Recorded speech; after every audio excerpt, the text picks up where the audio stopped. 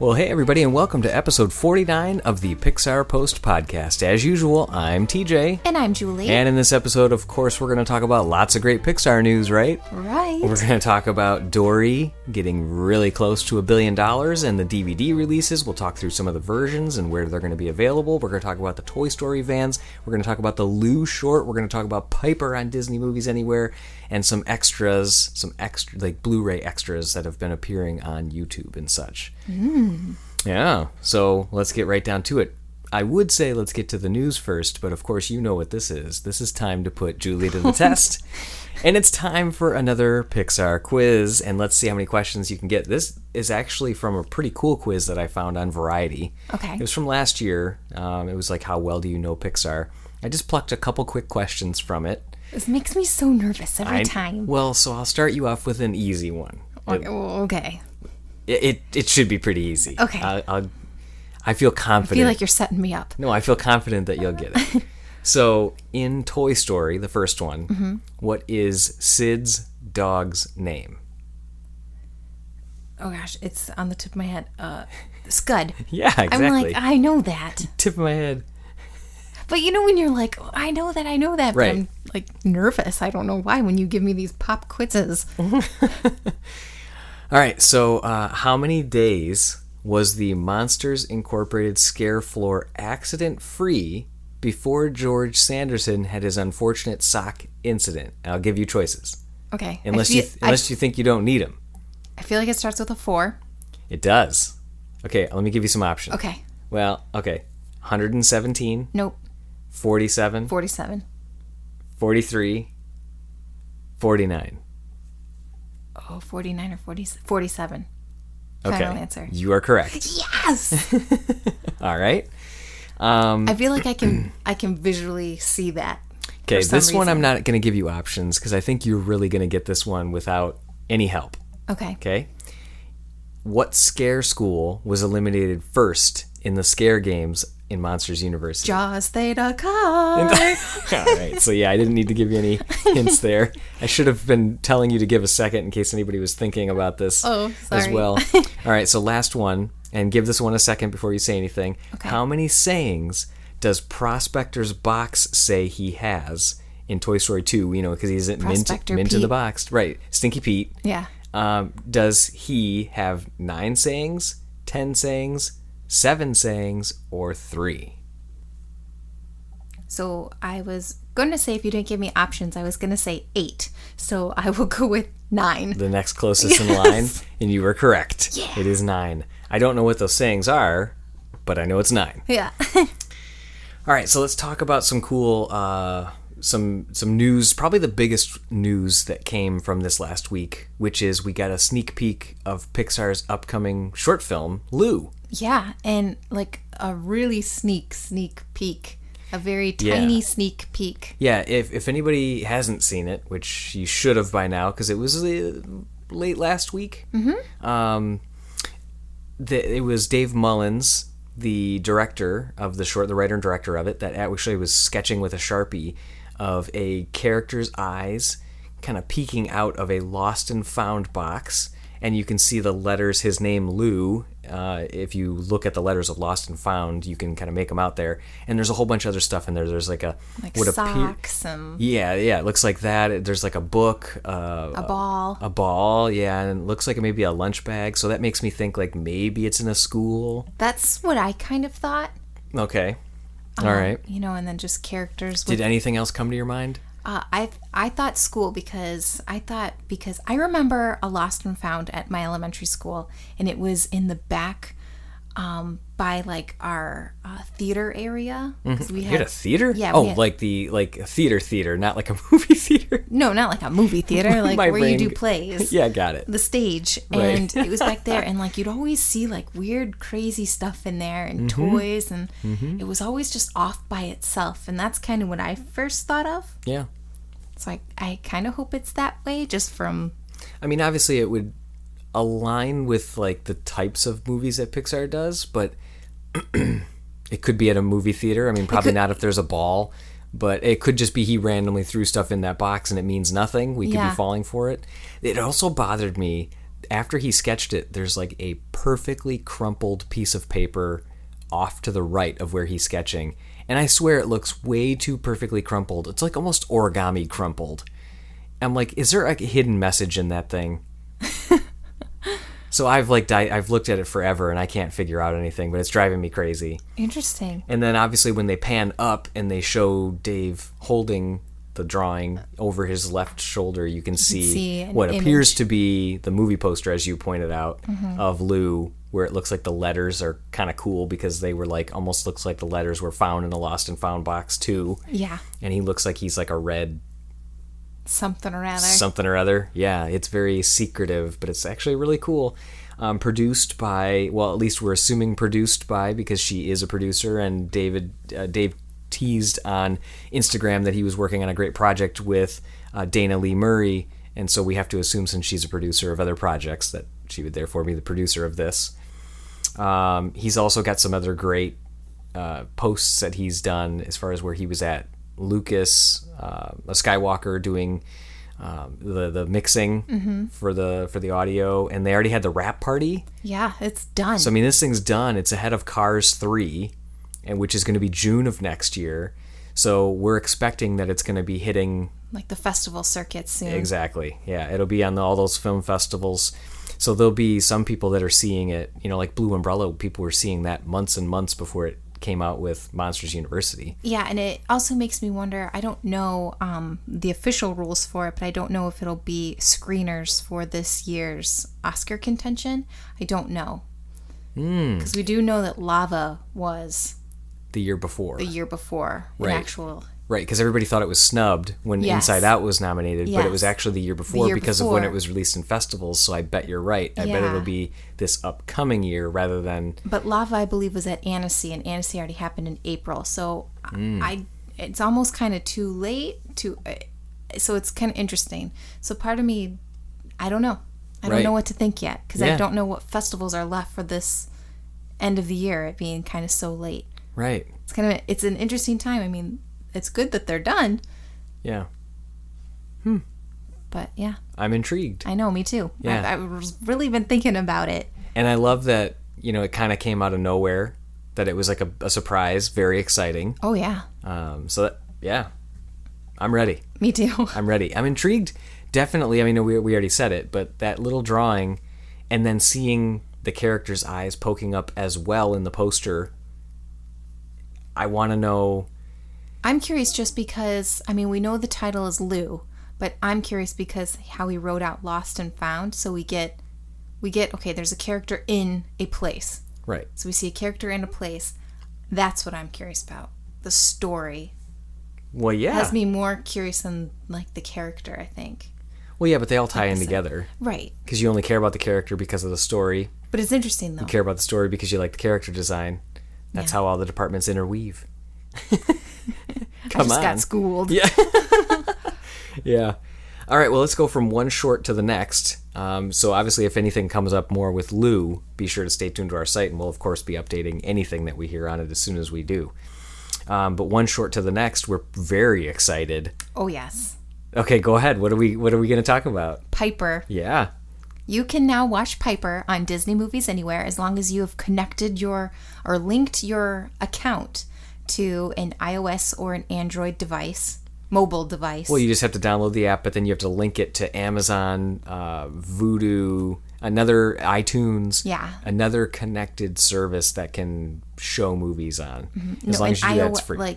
Android or iOS, because you can't watch it on Vudu. Correct. Yeah. Right. So as soon as you link all that up, from October 4th through the 17th, you have 2 full weeks to watch Piper as much as you want. And I think we've watched it over 100 times in this household. Yeah. Not only do we love it, but our son loves it as well. Yeah. He calls it the Piper Show. Yeah, it was really cute. You recorded him like a reaction video. Yes. And you know what's funny is, so many times when you watch people's reaction videos on YouTube, you're like, you're being recorded. This isn't... But when you're recording a 2.5-year-old... watching it for the first time. Yeah, I mean, like, he's giving real reactions because he's watching it. He's not watching anything else. And I love, like, just... I think the first point is when, like, the wave first hits Piper. Yes. And then, you got like the frazzled Yeah, and feathers. he's kind of like, or she's kind of shaking on the Right, grass. the crazy yep. tweets in the sand and everything. But I just love when he does that, and he just and he looks up at you kind of thing. It's just super cute. But then he a lot of different moments where Piper tumbles over upside down and gets like the sand on her beak and then shakes it off with the little crab. It's just so great when you can watch those types of projects through his eyes, and just anybody else when you see it for a first time. Right. But it's so exciting when you can see him seeing it for the first time too. Oh yeah, and he loves it. Yeah. So, but it's also, I thought it was interesting too, because you go from seeing it on the big screen on the movie theater to now watching it on an iPad, and it's a totally different experience. Not only is it a different experience, but it's nice to see that detail up so close. Yeah. And to kind of freeze certain images and be like, oh my gosh, look how realistic that looks. Yeah, absolutely. I mean, there's good and bad to it, but I missed seeing it on the broad scale with the surround sound and how awesome the waves sounded coming over. Yeah. And just all the different layers of bird tweets Right. in the theater and everything. And I know previously we had spoke about Adrian Belew, right? Am I saying that correct? Mm-hmm. Yeah, the composer. The composer, about how we were curious how his music style would match up to Piper before we had seen it. Yeah. I love it. I know. I really, really do. And I feel like there's so many times the short music, like you hear it and stuff, but I feel like this complemented it so well. Yeah, and for as much as Adrian Belew has been a rock musician, and been in that lane of music, kind of like an alternative indie vibe as well, like early indie vibe. This is the first thing he's composed. It's crazy good for this, to be that good. Yeah, and it's awesome because I felt like the wave was a character, but I felt like the wave had a theme with the with the drums. Yeah. It's kind of like, it reminded me of like the Jaws theme, and like when you heard the and right. I was like, I loved it, and as many times as I've watched it in the past like 3 days that it's been out, I really, really can respect, and I really like that soundtrack. Well, we've talked about we've talked about it a lot, obviously, between Piper. I mean, we had a long hiatus between our last podcast and this one. Yes. And that was when we were talking about Piper with Alan, the director. So we've had a lot of time to think about it and digest it, but it is, and when you hear it on Disney Movies Anywhere and you're watching it through the app, you're really hearing the soundtrack in a different way when it's right in your face, kind of thing. Right. It's definitely, it's cool, but I can't wait to get the Blu-ray of Dory, because obviously it'll be on that.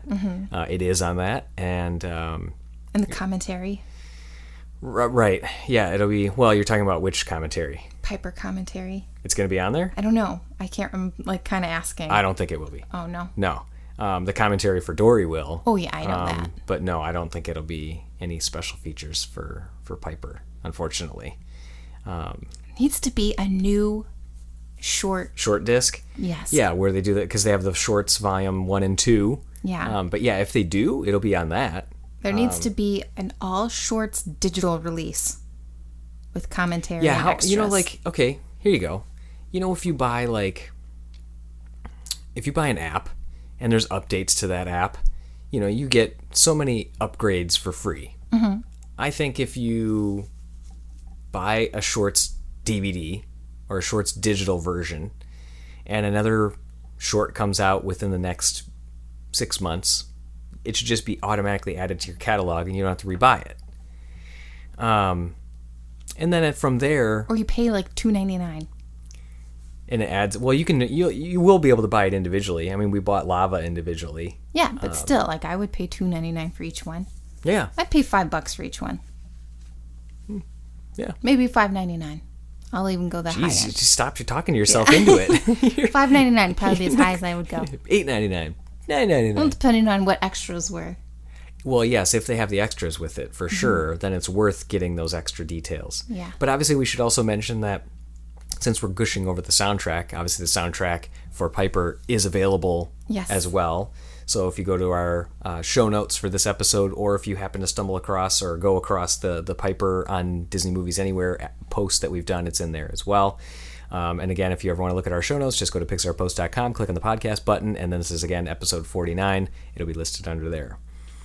So we're excited to keep watching it, but obviously, once it shuts off on the 17th, we're going to have a little bit of a downtime again, and it's not okay. But we're going to have to... It won't be long. We're going to have to deal. Yeah. But so it kind of ties in perfectly with Dory coming out. Obviously, they're teasing it now. It's going to make you want to pre-order it as soon as you can no longer watch it again. So the digital version comes out October 25th. This is not necessarily new news. We're just kind of recovering a couple extra details. With the Blu-ray coming 3 weeks after that on the 15th of November. So the digital version versus buying it on the Blu-ray, we always battle with this. We want it early, but we want the physical Blu-ray as well. But then the digital versions before, it didn't make sense to get it because it didn't come with the commentary track. It didn't come with commentary, and it didn't come with a lot of extras. Right, but now they do, where they match up. Right. So it's like, which one do you do? I still vote for we wait for the Blu-ray because it also comes with the digital. Well, yeah, because it also has the digital. Because we're like a digital crazy family. Yes, we are. We love the digital. I don't really want the discs anymore, but... We have to have a Pixar disc, I mean. But yeah, that's the problem. Yeah. So I feel slighted that we have to have this downtime where we can't have the digital because I want to start watching Dory right away. I know. Me too. I'm like super excited to be able to start watching it again. I feel like we've been talking about it all summer. And now I just want to watch it again now that we're in the fall. But at the same time, doesn't it feel like it hasn't even been that long? To me, this feels like the quickest release. Well, okay. So we're going to put in one of our other topics interjecting in here. And I think one of the reasons it feels like it is because of the length of time that it's been in the theater. It came back over Labor Day. Right. But I think we've been talking about it so much. We've been talking about it in the forum a lot with other users. Because it's so close to hitting $1 billion, it keeps making news as it gets closer and closer and closer. So right now, as of October 5th, when we're recording this, it's at $986 million. So with $14 million to go, I mean, it stands to reason it's going to hit that $1 billion mark, which will be Disney's third $1 billion movie this year with Captain America and Zootopia, or within the last year. So yeah, it's good. More than likely, I don't want to say it will and jinx it or anything, but more than likely, I'm pausing because I'm rolling my eyes, it'll hit it, but I hate sweating it out. I hate having to wait for it to hit it. I don't know why I care, but for some reason I really care and I want it to hit $1 billion. I know you do.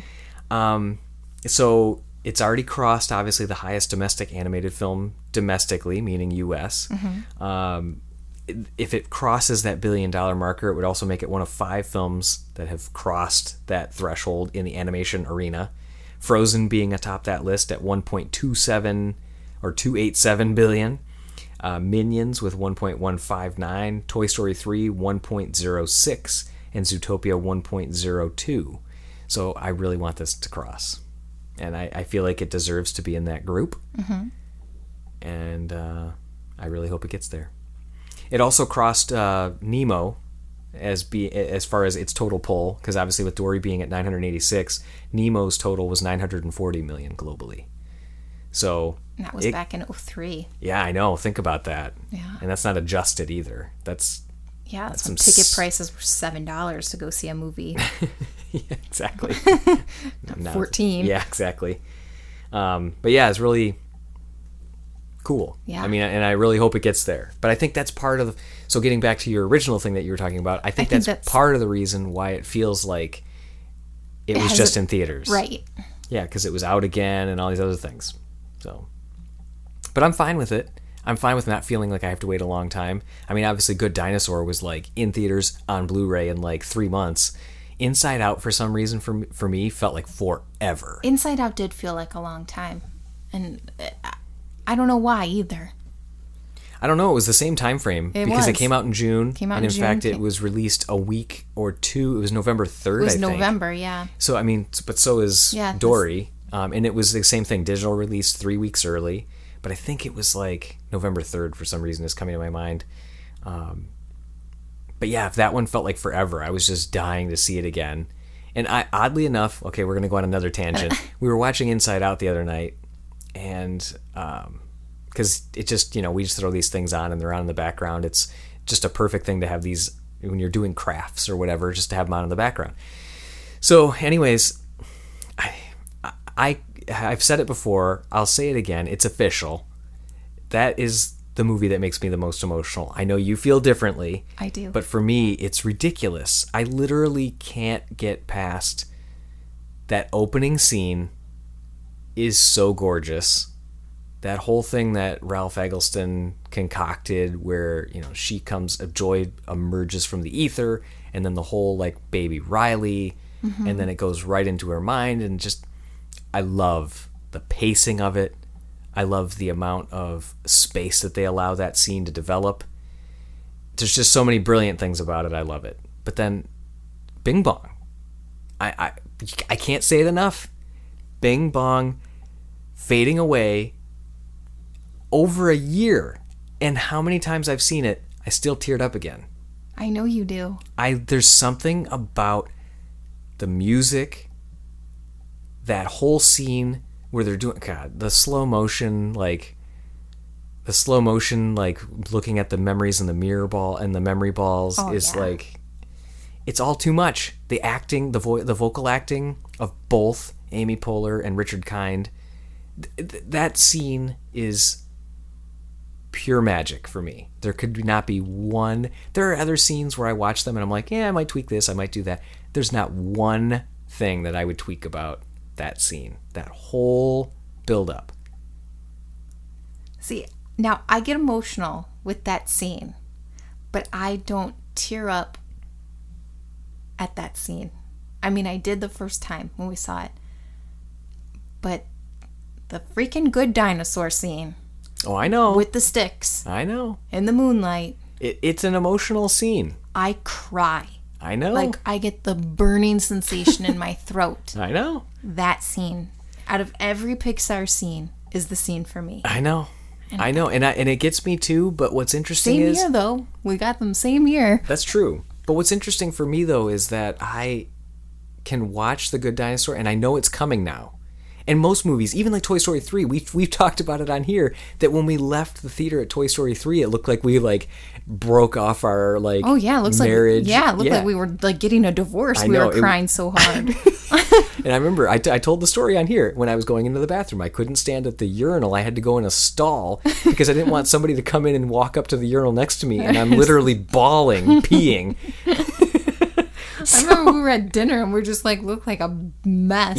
Yeah, it was like we found out some bad news is what it looked like. Yeah. But anyways, I can watch that scene now, and yes, if I'm in the right frame of mind, it can hit me that strong still. Mm-hmm. It doesn't matter if I catch Inside Out in the middle of it. I don't care if I catch it right at that moment. I immediately still fall into that emotional state. And that's what the scene from The Good Dinosaur does for me. Doesn't matter. I mean, we'll have it on and be playing or whatever, and I'm like, wait a second. Mm-hmm. I know. It makes it even worse when our son does the ow too. I'm like, oh my gosh. Yeah, because he does. He mimics it. It's super cute yet heartbreaking. Yeah. Yeah. So anyways, just wanted to at least bring that up again because the emotional moments we're gonna have to do. I've got actually some really cool ideas about ranking Pixar films and a way that you can think about it less emotionally and look at it more objectively. So we're going to be coming up with that soon. Oh, like a lists? It is. A lists episode? Yeah, but there's a ranking thing, a system that I have that's actually it makes you think about a movie more thought-provokingly than just emotionally. Like if you ask me, I'd be like, yes, I love Inside Out. It's brilliant. It's amazing. It couldn't get better. But I'm going to start coming up with ways that you can look at it and physically, objectively compare it to the other Pixar films and take your emotional response, solely your emotional response, out of it. So I'm going to see which Pixar film lines up to be my favorite based on these other tiers that I'm coming up with. These algorithms. Yeah, sure, if you want to call it that. I mean, it's not computer algorithms, but you just like saying algorithms. I watch too much Silicon Valley. Yes, we do. Okay, so let's get back to Dory, because we were talking about the dates that it comes out. I wanted to at least touch on the fact of the different versions. Obviously, there's a standard DVD, there's the Blu-ray version, the standard Blu-ray version, which is the DVD, the Blu-ray, and the digital, and then there's the Ultimate Collector's Edition, which just adds in the 3D Blu-ray. But then there's a couple others. We went and scoured like a whole bunch of different websites, so Walmart, Toys R Us, digital, Best Buy. Yeah, there's nothing like between Walmart and Toys R Us. We couldn't find anything exclusive. Disney Store has the lithographs, which is kind of like their standard fare. But Best Buy has a version that comes with a 69-page activity book. It only shows a really, really small photo on their site when you have to really zoom in on it to see anything. So it'll be interesting to see what this is. You can see one of the pages is open. It has like a punch out like door hanger where it says like, knock if, whatever. I think it comes with stickers too. Well, I'm sure that's part of the activity book, but it looks like it's actually like a hardcover spiral bound thing. Because it looks like it has, like you can see the spiral. Yeah. So I was like, well, that's interesting. So I'm wondering if like we have all the coloring books and activity books already. Is it going to be the same thing just packaged in a different way? Probably. Yeah, I mean, I can't imagine they're going to create a whole new thing. So our money is still on getting the Target version. And again, I hate to say that because if you don't want the physical disc, if you don't care about some of the extras, then just, get the digital. You get it early. As we always say, we recommend getting it through Vudu. Vudu is the best. It streams it at 1080p. The speed of it, the quality of it, there's no buffering like when you watch it directly on Disney Movies Anywhere. Vudu's the best. It is. But if you want the extras and then still have the digital version, the Target one is, for us, the best of the physical copies. It comes with a Steelbook edition, which I don't really care about. I'd actually rather have the standard one so it looks exactly like all of our other Blu-rays. It comes with some lithograph cards, which are just 4 cards that are of scenes of the movie or actually some of the concept art, size of a postcard. It just says that it comes with a bonus disc. I don't know what that bonus disc is or what it entails. Yeah, or if it's going to be like the Monsters University bonus disc where it was like 4 minutes of... No, that Monsters University one, was which that we're going 15-minute one? We're going to talk about it in a minute. It's 16 minutes. Oh, 16. And it was called College Days, and it was awesome. Hey, I thought there was one that was like 4 or 5 minutes. Yeah, there was. I don't remember which movie it was, but there was one where it was like, well, this is lame. It really didn't have anything. Well, I remember just one extra. Well, I know Inside Out only had it had 2 extras that were like that, but one of them was 10 minutes and the other one was like 6. Okay. So it was sort of in those realms, right? But yeah, the Monsters University one was great. Which again, we'll talk about that in just a minute. But anyway, so that's kind of like, I don't know what that bonus content's going to be at this point, but for us, we're still going to end up probably getting that edition, just because I'm going to want to always have to know. I want the max. I want the max amount of content. Like the activity, bonus. The activity book is great, but I want the maximum. We want the behind the scenes. I want the most of that. Yes. As much of that as we can get is what I want. So yeah, if any other editions come out, we'll of course update and let you guys know. But in the meantime, our money's on the Target one. And if you pre-order, you get a $5 gift card coming back to you. So keep that in mind. Yeah. But as far as those extras, I wanted to actually talk about it because on Pixar's YouTube channel, they've recently, like a couple weeks ago, they started uploading some of the extras from Brave. And it was like some of the really cool ones about how they created the moss and the hair and all these other things. Like they were really great extras, and I'm so glad that they're releasing some of these not just to be housed on the Blu-ray. So it started in our forum. It started a conversation of, is this a precursor? Are they trying to get people talking about Brave? Are they doing a Brave 2? And I was like, no. This is going to be, I'm betting, I put it out there that I bet this is going to be something they're going to do for a lot more movies. A week later, or a couple days later, they started doing it for Monsters University. And I was really excited about it, that they've been releasing more and more of them. But I was even more thrilled, as you talked about, that they released the College Days one. So anybody that didn't buy the Target exclusive can actually go, and again, we'll link to it in the show notes. If you haven't seen it, it's 16 minutes of behind the scenes that you may not have seen, or just need a refresher on, because I watched it again and I'm like, gosh, I forgot so much of that, and it was a good one. So yeah, so I think it's great that they're releasing some of these, especially some of those exclusive ones. Yeah, so actually this conversation has me sparking something in my head. I love it. When we went to that all-access Finding Dory, or Inside Out event, and that wasn't on the Blu-ray, was it? No. I wonder if that Eventually will be like one of these.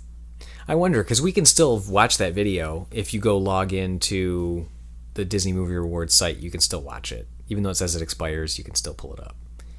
But I wonder. But yeah, it would be interesting to see if they would do that. Because it was such a... Because they all... I don't know, though, because it's like 10 minutes. Yeah, because, the tour that they did, that Jonas and Pete did. But they mention in there that it's for the all-access thing that we're going to... They could edit it, though. Yeah. They could edit it. Yeah, it'll be interesting to see if they do, because that was cool. Yeah, that was And then cool. if they wouldn't... I'd love it if they didn't have to then blur out the stuff in the background for Dory again. Yeah. Yeah. Oh. So it'll be interesting to see what other movies they do this for. Is it going to continue? Are they going to do it for the rest of the catalog?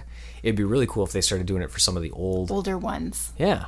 Throw some of those out there, too. Especially, it'd be cool if they started doing more, like, for Cars stuff to get us, like, amped about Cars. Because I am, like... Right. Dying to hear more. I know. It's funny. I was Jeff Kays and I were talking from The Stand Pixar, his website. He did a post not too long ago about, like, in fact, this just a couple days ago, about when are we going to get more Cars 3 information? And he's like, we got this, but we don't have anything else. Yeah. So yeah, it'll be interesting to see when we get it. I know obviously everything is kind of like the timelines are different on this, just like the timelines were different for The Good Dinosaur, where you went to the press day and they were showing clips rather than like Inside Out, where I saw the first 45 minutes, or Toy Story 3, where they showed the whole movie kind of thing. Yeah. So I think it'll be a little after Moana is released. Yeah, I mean, obviously they don't want to step on anybody's toes. All these cross promotions, they gotta like make sure that they're spreading it out kind of thing. But it will be interesting to see how it goes and where it goes. So the last main topic that we wanted to talk about was the Toy Story Vans collection of shoes and accessories, clothing accessories and such, that's coming out on October 7th. So this upcoming Friday. So probably when you're listening to this, it's coming out. So we're super excited about this. Obviously, it kind of got leaked several months ago, but then this last week is when Vans actually released the official announcement saying like, hey, this is coming, and gave some more reviews. So of the merch that you've seen, because we've got shoes, which are for adults, toddlers, kids, so the whole family can get outfitted. They've got clothing, which we haven't seen the full line of that. They've got some backpacks, socks, other things. What's drawing your attention the most? So I like the green alien backpack for myself. Okay. I want to get the black Buzz shoes for our son. Okay. Or the green alien shoes for our son. Right. Or both. Right. And then you liked a pair of shoes. I think you've liked 3 pairs of shoes. Well, so I've had a hard time with this because my history of shoes, I've had very loud shoes for a long time. Yes. Between black and white wingtips, Gosh, that was a long time ago. Oh, I'm talking, yeah, I'm just setting the stage of that I've had bold, bright shoes, and I love a lot of shoes for a long time that are like sneakers. I've had red suede ones that are red suede dress shoes. I've had casual red shoes. I have green, blue, red currently. I've had shoes with flames on them, all sorts of stuff. So this is like up my alley, having something that's big and bold that makes a statement that you want to talk about. So my first reaction was the Buzz ones that look like it would be Buzz's feet, where it's got the purple sole, yep. It's got the white and green, and I love the fact that the eyelets are the same colors as his buttons that he presses on him that make him talk. Yeah, because it's got like the one button that's like the blue, green, and red. Mm-hmm. I just love it. But I'm also afraid that if I put them on, they're going to look too clowny. Like I don't want to look like I'm wearing clown shoes. Mm-hmm. So I gotta try them on to see. But then the other ones that I'm totally kind of at this moment obsessing over the most are the subtle ones that are the skate high top leather Woody ones. The ones that are inspired by his cowboy boots that have the cactus subtly stitched on there. but yet still have Andy written on the bottom too, which is super cool. I think they all say it. They do, but I just like that one is like super subtle too, because I'm like, could I get away with wearing those in a nice situation? But yet still have my Toy Story, like when I wear my Monsters University tie, my dress tie with a dress shirt if I have to get dressed up, and I'm still wearing Pixar even though, and nobody really knows. So I got to try them on. So we're actually going to go, we live in Michigan, there's no close van store, so we got to go to Ohio. So we're going to drive to Ohio in the coming next couple days to go take a look and see. But yeah, so if you're listening to this, if you go take a look at them, or if you're just interested in one particular pair, let us know. Leave a comment on the post, or send us an email, info@pixarpost.com, or just, on Twitter, Instagram, whatever it is, just let us know. We're really interested to see what are the hot products that people are eyeing the most. Oh, yeah. Yeah. The alien shoes, super cool because the eyes glow in the dark on the little green men. But do you think the backpack will also be glow in the dark, or is that exclusive to the shoes? I think it's just the shoes. I don't think the backpack will. Oh man, that would be super cool if the backpack it might, did too. But I don't think it will. I hope it does, but I kind of think like the backpack's going to be like a full printed material, whereas I don't know. Yeah. Any other thoughts on the Vans collection? No, I'm just so excited. I want to see it in person. Yeah, we really need to. So if we can get out there, we'll definitely do a video, whether it be an Instagram story or what, we'll do some other or as well. Periscope or something. Yeah, we're definitely gonna have to do something to help you guys in case you don't have a Vans store near you too, because we got to make a hike to go see it ourselves. Awesome. Oh, and then on the next podcast, we're making a stand because we've had such a long delay. We're going to be doing one every 2 weeks. So 2 a month for the rest of the year at a minimum. Yes. To kind of catch us up a little bit. Because before we were doing like 1 a month. We're going to be doing at least 2. Yes. So let us know what you think about that. And our next one, we've already done the interview. We're just pacing it out a little bit. It's going to be a fun one. A really fun interview with a Pixar employee. But it's not like one of our standard like pipeline ones that you're used to hearing. It's really, it's fun and it's interesting. And I don't know, it was awesome. Yeah. Absolutely. Any parting thoughts for yourself? No, I don't. Okay, all right. Well, like we always like to say, lastly, if you like today's show, let us know. Leave a comment on our site, send us an email, info@pixarpost.com, or better yet, take a minute and rate us on iTunes. It helps us get more people, more exposure to the podcast. And then signing off as usual, I'm TJ. And I'm Julie. And be sure to stay tuned to pixarpost.com all week for the latest Pixar news. Bye-bye.